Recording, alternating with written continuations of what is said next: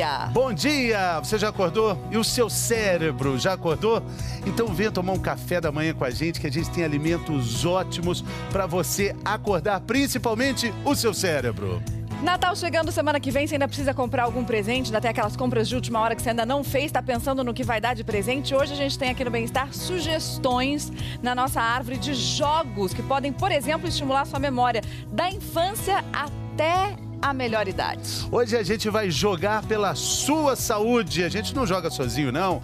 Muito bem acompanhado. Quem está aqui do meu lado, doutor Tasso Aldoni, neurologista, sempre conosco, sempre muito bem-vindo, doutor. Bom dia. Bom dia, Fernando. Obrigado. Bom dia. Hoje nós temos pela primeira vez a professora e neurocientista Carla Tiepo. Professora, bem-vinda. Bom dia. Obrigada, bom dia, Bom Fernando. dia. Bom dia. Doutor Tarso, vou começar perguntando para o senhor. Muitas vezes a gente está começando a falar uma frase, por exemplo, e no meio dela a gente esquece o que a gente ia dizer.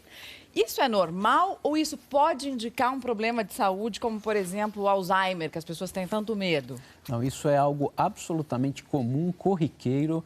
Isso acontece com uma frequência de pelo menos uma vez ao dia e tem a ver com a desatenção. A gente está falando uma coisa e pensando em outra coisa, ou recebe alguma interferência de um estímulo, um som, um barulho, uma ligação, e a gente acaba perdendo a nossa ideia, o que a gente estava realmente falando. Isso é algo absolutamente comum na vida de todo mundo em casa já deve ter passado por isso.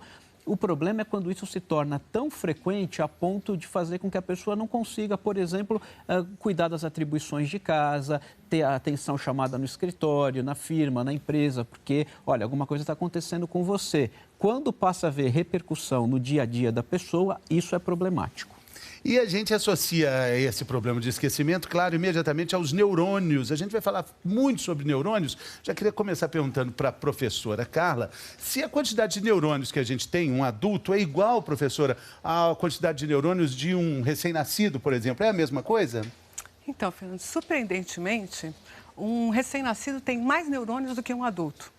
O problema é que o recém-nascido ele tem neurônios que ainda estão desconectados, ainda não se desenvolveram em circuitos de neurônios que vão servir para funcionar, para fazer as coisas do nosso cotidiano. Preciso trabalhar o neurônio, né? Ele a gente precisa tem uma ser árvore estimulado, de Natal, né? Professora, que a gente pode fazer uma analogia com o que a gente tem de neurônios quando nasce como eles vão ficando mais apurados, mais trabalhados. Então, Fernando, repara que na base da nossa árvore, ó, a gente tem um monte de neurônios, mas formam circuitos pequenos, né? O presentinho pequenininho. Isso aqui é pouco expressivo, ele está ainda experimentando o mundo. É mais quantidade do que qualidade. É, muito mais quantidade do que qualidade. À medida que a gente vai crescendo, nós vamos ficando com circuitos mais robustos. Deu um enfeitezinho aqui, deu uma purpurina. Veja que a árvore está diminuindo de tamanho. Nós vamos perdendo uma boa quantidade de neurônios que não estão, de verdade, participando de nenhum circuito. Mas vão estruturando e vão formando um cérebro cada vez mais apropriado para o nosso cotidiano. Eles ficam mais elaborados. Olha, a gente compara esse neurônio aqui, que é esse presente bacana, com esse outro aqui de baixo pequenininho, teve uma elaboração, teve um desenvolvimento. Foi a vida que fez isso. Foi o estímulo, né? A vivência com o ambiente, o nosso cotidiano, o nosso dia a dia que fez esse processo. Doutor Tarso, os jogos podem ser esse estímulo? Podem ser um aliado para a gente na hora de melhorar essas conexões todas? Sem dúvida nenhuma. Os jogos, em todas as idades, eles são importantes para determinadas funções, mas independentemente da idade, os jogos são salutares para a saúde do nosso cérebro, para melhorar essas conexões, por exemplo. Vamos entender então o que os jogos podem fazer pela nossa saúde. Vamos começar a jogar aqui. O primeiro número que vai sair hoje é o 5, Fernando. Vamos ver o que o número 5 tem para mostrar para a gente. Olha só, vamos ver um benefício importante dos jogos que a gente vai falar sobre isso hoje também. Olha que interessante. Vida social. Por quê, professora Carla? A vida social com os jogos, aparentemente parece uma diversão, mas tem um lado importante nisso. É muito importante, porque a vida social é também um processo que merece ser aprendido. A gente aprende a viver em sociedade. E os jogos nos ajudam a simular situações, a fingir determinadas circunstâncias que podem fazer a gente aprender como deve lidar com isso no futuro. Então, por exemplo, um jogo de quadra, um jogo de blefe, um jogo onde você tem que pensar na estratégia que o outro está pensando, isso faz com que você entenda mais o outro, produza empatia, entenda como que a fisionomia dele vai se expressando, a hora que ele vai pensando numa estratégia ou outra. Isso vai dando o que a gente chama de inteligência social. Né? Leva isso para a vida. No nosso cotidiano, isso é muito importante para a gente se relacionar, para se comunicar, para nos comunicarmos e entender o que o outro está querendo expressar, como é que essas coisas funcionam no nosso cotidiano. E a vida social, às vezes, exige que você pense rápido. Ui, é quase, hein? Que perigo, Mariana, o jogo ajuda nisso também. Começa desde a infância, né? A gente aprende brincando. Por exemplo, a contar. Vamos ver na reportagem da Ana Brito? São todos bem pequenos e já estão dando aula de matemática. Você é o mais velho? Olha, não, ele é o mais novo.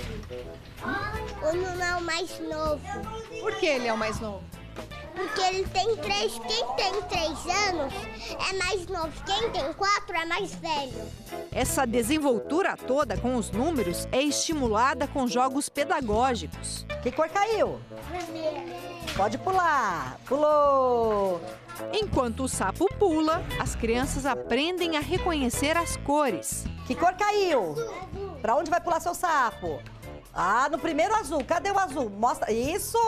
Como você sabe. Toma aqui você agora. Na outra mesa é preciso identificar as formas e achar uma maneira de colocá-las no lugar certo. É de encaixar. Esse jogo tem que encaixar cada um em seu lugar. Escolhi, não foi. Mas desafio mesmo é manter a atenção dessa turma. E nisso, a pedagoga Maria Carolina é craque. A tese de mestrado dela foi sobre a importância dos jogos para o aprendizado da matemática. Então, as crianças aqui tiveram a oportunidade de jogar o dado, contar, apontar, fazer a correspondência, muitas vezes. Todas numa relação de prazer, porque estava envolvido na situação de jogo. E a pesquisa e a prática mostraram que brincar ensina muitas outras lições. Elas aprendem tanto esperar a vez, como observar o jogo do outro, aprender a contar, aprender a corresponder, aprendem que estão todas sob a mesma regra. Olha aí a Carol reforçando a aula. Ó, essa daqui, pega uma caixinha, aí pega um dado. Depois de pegar o dado, vê quando tirou. Quem encher tudo, ganha. E quem ganhou? Todo mundo. As crianças querem pegar todas as peças e colocar no tabuleiro? Querem. Por que elas aceitam pegar se caiu um no dado? Porque elas estão sob a mesma regra e para estar no grupo, elas precisam atuar desse jeito. E elas querem, elas abrem mão de alguma coisa, que é pegar e encher rapidamente tudo, porque elas querem estar com o grupo. Plantar uma sementinha e esperar para ver o que acontece. Se você fez esse experimento, com certeza lembra qual foi o resultado. Aprender brincando é muito mais fácil. Aliás, brincar já é um aprendizado. Por isso, os especialistas em educação defendem que os jogos façam parte da rotina da criança, dentro e fora da sala de aula. O jogo é uma coisa interessante para a criança o tempo todo. A criança brinca o tempo todo. É a linguagem da criança na relação dela com o mundo. Nesse espaço destinado à brincadeira, uma tarde de folga, um fim de semana de férias viram um tempo precioso. Pedro gosta de jogo da memória, gosta de bloco, de montar blocos, gosta de montar quebra-cabeça. Nessa correria do dia a dia é um momento nosso, né? Meu e dele. É só deixar os jogos espalhados que logo surge um voluntário. O da memória é unanimidade. Agora coloca aqui, ó, 1, 2, 3. Mas qualquer objeto que possa ser empilhado, montado, vira um universo de possibilidades. Olha só a Marcela. Ela fez questão de usar o microfone igual ao da mãe. Transformou raquetes em jacaré e fez a festa com uma cesta de blocos. Olha! Olha que legal, mamãe! É uma forma de aproximar da gente dividir mais um momento. A gente divide tudo com ela. É até a coisa de fazer comida, de arrumar casa, mas a brincadeira é uma coisa especial. Muito legal, né? Brincadeira, agora é sua vez no jogo, Fernando. Minha vez. Eu estava conversando aqui com o professor, é importante também guardar os jogos depois, né? Pedro e Rafa, meus filhos, pular essa parte. Guardam. Vamos jogar os dados aqui, vamos ver mais um benefício para os jogos. Opa! 4. Vamos ver o que temos aqui. Raciocínio, doutor Tarso. Isso a gente viu na reportagem da Ana Brito, Exatamente. Os jogos são, principalmente, às vezes, jogos simples, como a gente imagina, por exemplo, um quebra-cabeça, precisa de raciocínio, precisa entender a conformação espacial da peça, onde ela se encaixa, tentar integrar ela numa cena. Esse é um jogo mais simples, mas se você for imaginar um jogo de tabuleiro, um jogo como, por exemplo, o xadrez, um jogo como dama, você precisa de uma estratégia, você precisa de um raciocínio que faz com que isso seja, cada vez que você jogue, aprimorado, lapidado, né? E a gente tem aqui uma lista de sugestões de presentes para cada idade da vida. Vamos começar com a primeira fase, um presente importante na infância. A gente vai abrir aqui, professora, e olha só o que tem nessa caixa.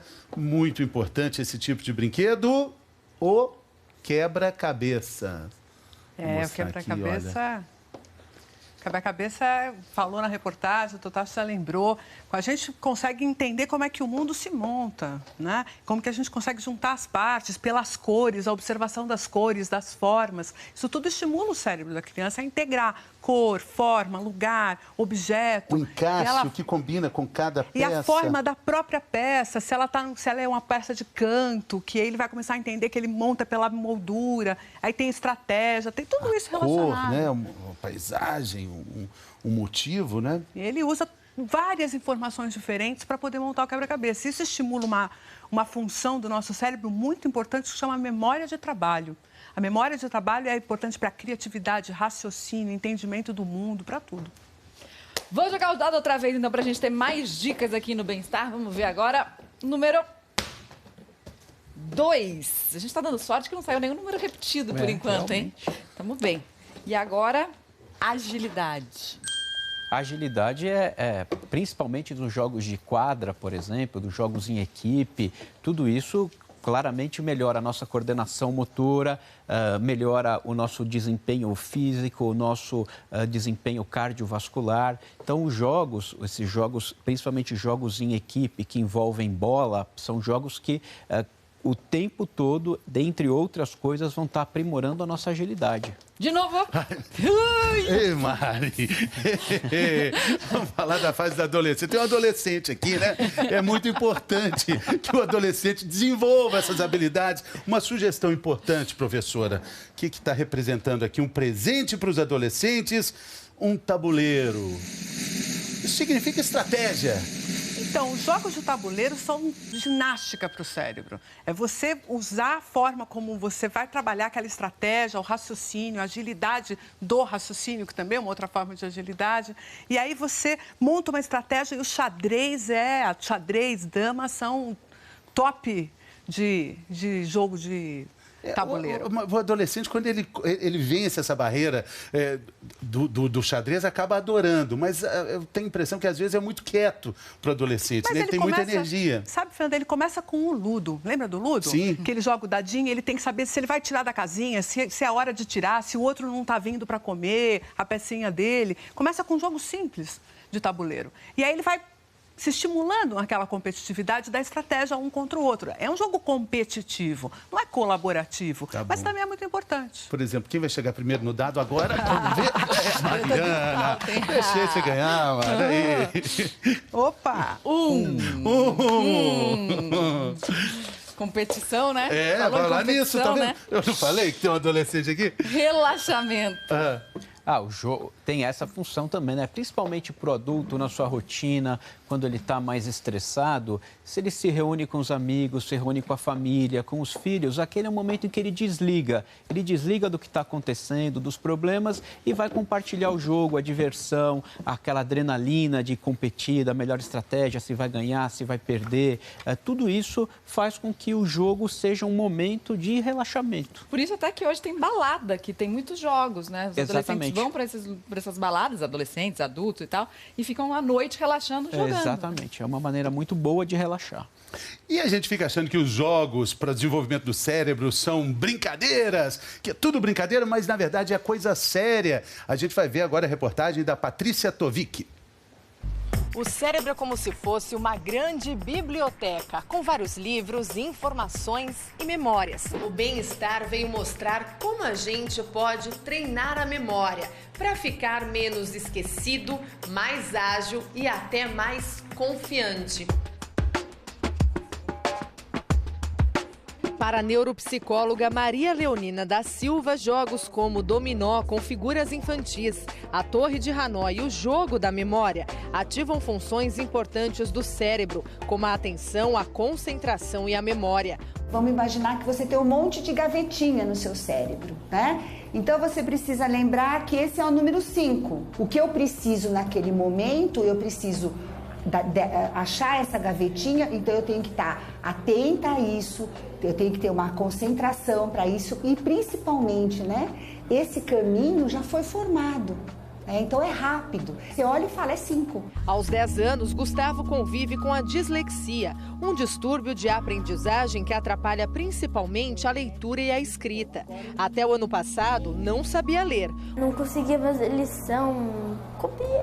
Às vezes eu fazia lição, mas não respondia. O estímulo criado pelos jogos fez com que ele, aos poucos, conseguisse formar as palavras. Jacaré, caro.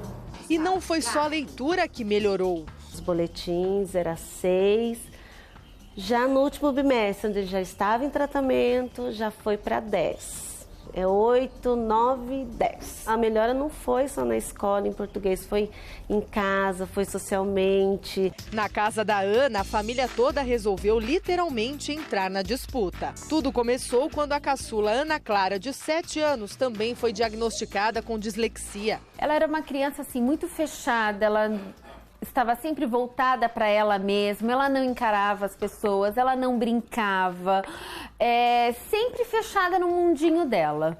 Todo esse medo de se relacionar com as pessoas ficou para trás. Tanto é que a Ana ficou super à vontade quando eu decidi entrar na brincadeira. E se não encaixar, você tira? Não. Tá errado? Tá. Viu só quanta segurança? E isso não é só para brincar. Também ficou mais fácil estudar. E as notas dela subiram de 0 para 7,5, 8.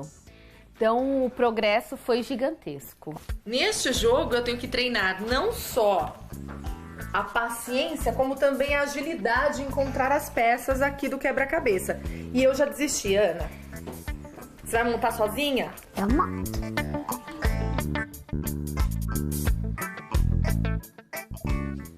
Muito bem, eu só queria lembrar que essa moça simpática que estava jogando quebra-cabeças lá com a Ana, ela na verdade se chama Priscila Tovic, foi um mosquitinho do raciocínio, passou e pega mesmo, né? Esquece.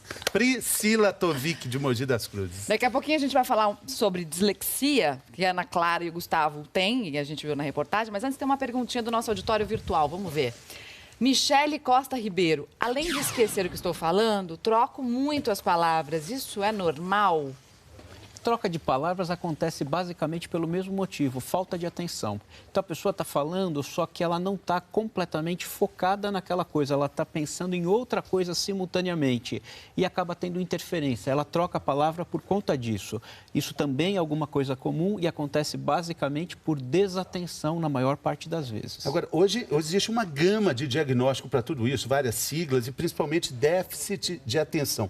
Pode ser o caso, doutor? O déficit de atenção ele é mais complexo, ele não se restringe única e exclusivamente a trocar palavras. É uma situação mais ampla em que existe uma repercussão no desempenho normal daquele indivíduo. Ele não se concentra nas coisas que ele faz, ele começa uma série de tarefas e não conclui nenhuma, ele tem dificuldade em fazer amigos, ele tem dificuldade, por exemplo, em ler um livro. Ele é aquele indivíduo que às vezes fala para você, olha, eu tenho 20 anos de idade e nunca li um livro.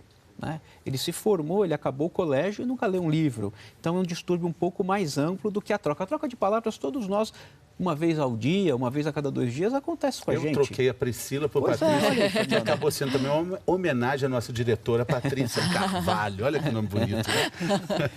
Agora, falando da dificuldade de ler, doutor Tarso, dislexia tem a ver com isso? Como é que diagnostica essa doença? Dislexia é um distúrbio que basicamente de causa provavelmente genética, que acomete basicamente a nossa capacidade de ler, escrever e de soletração, de interpretar estímulos, por exemplo, um ditado que a professora no primário faz para a gente.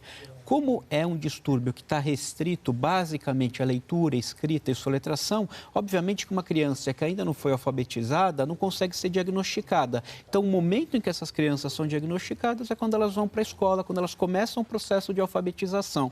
E normalmente é aquela criança que fica atrás do restante dos amiguinhos, do grupo. O grupo vai para frente, se alfabetiza e ela não se alfabetiza, ela se isola, às vezes ganha pecha de preguiçosa. Então, é nesse momento que os pais devem estar alerta, a escola está alerta, falou, olha, pode ser que haja algum problema e essa criança é encaminhada para uma avaliação fonoaudiológica, psicológica, para tentar identificar se trata realmente de um caso de dislexia.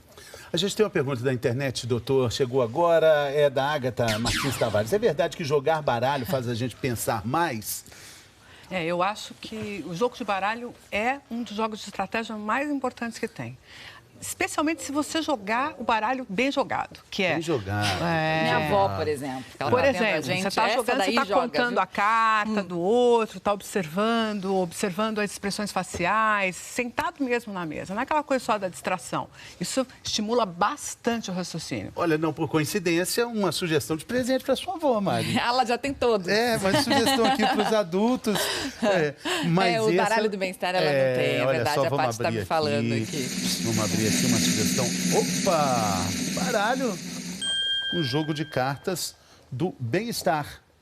Então, faz uma cara de bastante inteligente. E o baralho, desde que não seja paciência, né, ele também socializa. Sim.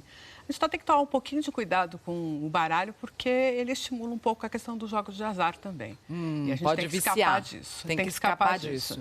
Tem que usar. Mas você tem um grupo para jogar baralho de vez em quando, para relaxar, é legal. Muito bom, especialmente para os idosos. É importante para a socialização da vida deles. Não pode se tornar um hábito que vá te subtrair, né, que vai te tirar das suas outras atividades. Esse é o grande problema do vício. Mas, em geral... Professor, um jogo mais que a senhora poderia indicar? A senhora falou do buraco, seria uma indicação? Os jogos de tranca e buraco, que são jogos que você consegue contar, é um jogo mais demorado, que você conta a carta, que você observa o que tem na mão do outro. Truco. E é importante para o jogo isso. Truco é mais rápido, Truco é um jogo mais de malícia, né? Um jogo mais ligado à malícia. Agora, um jogo que você precisa contar cartas e tal. Vou lembrar até da minha irmã aqui, que tem um grupo lá na cidade onde ela mora, que elas se reúnem frequentemente, uma vez por semana lá. Elas sentam para jogar em Piraju, na cidade do interior de São Paulo. Tranca? Tranca, é o jogo delas. E precisa saber a agilidade com que elas jogam. É assustador. Muito bom. Vamos jogar de novo aqui agora o dado novamente. Vamos ver se a gente vai dar sorte. Não! Tenta aí, Fê. Já foi. Então vamos ver aqui mais um lance de dados. Vamos ver. Rodando bastante. De novo. Mais uma vez. 4 de novo já saiu. Vamos ver. Assim para... de novo. Vai, Mari. Última chance. 6. Ótimo. Vamos ver. O que é 6? Coordenação motora. Os jogos, sem dúvida nenhuma, estimulam a coordenação motora. Jogos como, por exemplo, o quebra-cabeça, que a gente já disse, o fato como você pega a peça, como você entende o encaixe da peça. Essa coordenação no quebra-cabeça, por exemplo, é visível. Nos jogos outros, jogos de quadra, jogos com bola, é óbvio que a coordenação motora está ali o tempo todo sendo treinada, sendo estimulada, sendo fortalecida, né? Então, a coordenação motora, tanto desde o quebra-cabeça até o jogo de quadra, ela é estimulada. Muito bem. Olha, chegou um comentário da internet agora. Vamos ver quem está falando conosco. Emanuele Lorenzon de Oliveira. Eu tenho 11 anos, parabéns. Eu jogo xadrez. Quando comecei, vi que melhorei muito na escola. Que interessante. A gente vai falar mais sobre isso daqui a pouquinho. Dicas de jogos para melhorar o raciocínio. A gente volta logo.